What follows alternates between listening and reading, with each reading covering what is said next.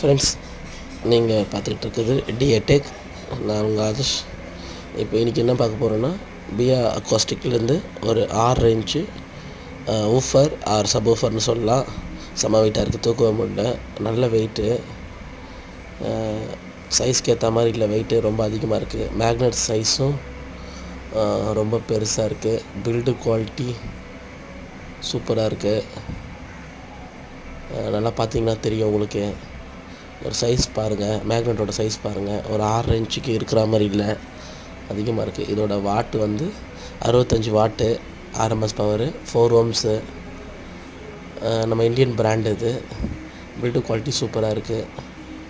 நல்ல metal frame, இது metal ஃப்ரேமில் கொடுத்துருக்காங்க. ரப்பர் எட்ஜி கொடுத்துருக்குறாங்க.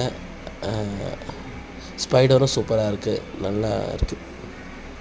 பிடிச்சிருந்தா லைக் பண்ணுங்கள்.